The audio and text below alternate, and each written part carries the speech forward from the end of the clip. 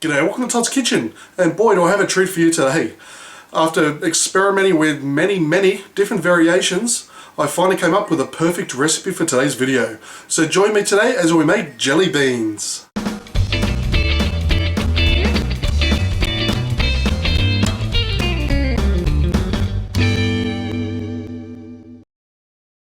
Okay, so what we're going to do first is into a bowl, we're going to place in about 2 cups of boiling water.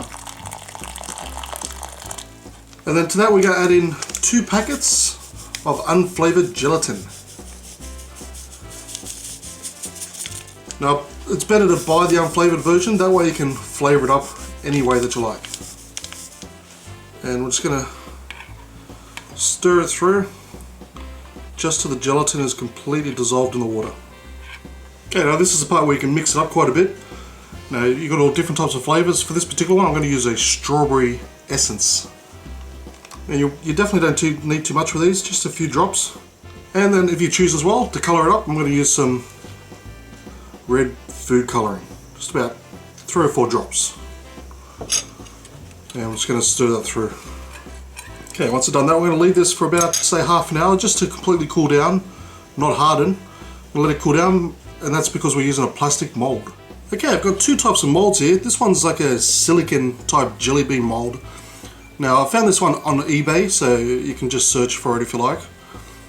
I've made a few versions with this one, and to be honest, I'm not happy with it. They do come out looking sort of like jelly beans, but unless it's very firm, it's very hard to get them out.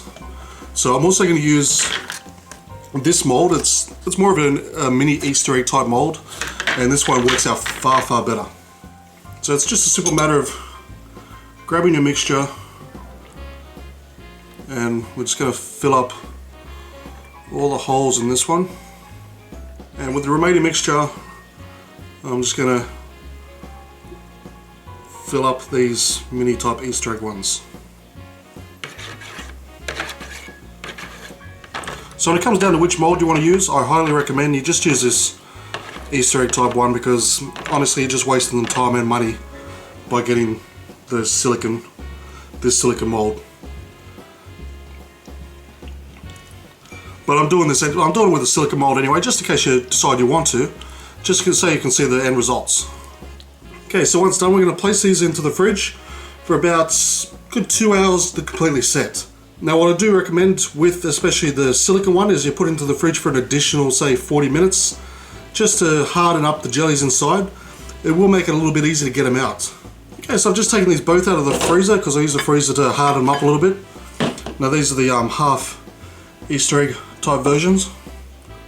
As you can see, they've turned out pretty good. Now this one's also been in the freezer, and you just lift it open there and you can just see them falling out. So I'm going to stick these into a bowl, and a lot of the times they'll break when they come out, but these ones seem to have come out alright. It also depends on how thick you've made the gelatin mixture. Okay, so we've got all our jelly beans here. Got the 2 versions, got the half egg and the smaller bean type version. Okay, now the final step that we're going to do now is, they're not a jelly bean unless you've got that hard outer shell. So to create the outer shell, what we're going to do is, there's actually 2 ways of doing it. You can use cornstarch, which works well, or you can also use icing sugar, which is like super fine sugar, confectionery sugar. Okay, and what that does is it absorbs a lot of the excess moisture from inside the jelly, make it a more dry jelly, and while attaching itself to the jellies itself at the same time, it actually creates the outer harder shell. So no measurements required here, we're just going to put in enough so we can cover each individual one, more the better. And we're just going to mix it through and just keep on doing it until every single bit of jelly is completely covered. Now you have to do it a couple of times, and now I've already mixed this through.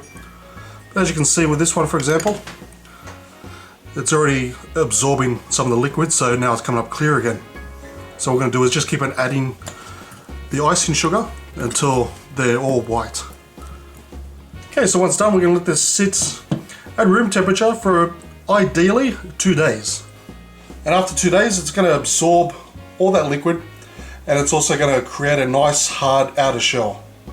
Now, they're not going to come up as polished as a normal jelly bean, simply because what they do during the process is they put all this stuff in the barrel with a bit of beeswax, and what that does is puts a fine layer of wax just on the outside to make it look that glossy look. So they're not going to look exactly like a jelly bean, but they're going to taste pretty much exactly the same.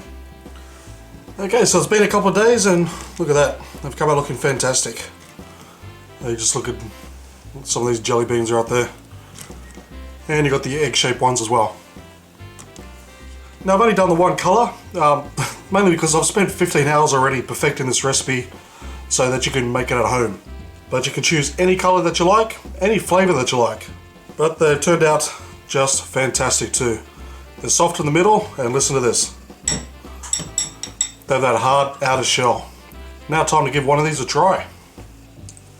Oh, that's fantastic. Honestly, I think that tastes even better than the store-bought jelly beans. It's still slightly moist on the inside, but dry at the same time. And it's got a tough outer shell. Oh, that's come out fantastic. Oh, that tastes simply delish. Thank you for watching this episode of Todd's Kitchen. A list of ingredients is down below, as well as links to my Facebook, Twitter, and Google Plus pages. Please show me the love by giving me a thumbs up, leave a comment, subscribe, and I'll see you next time for another delicious recipe.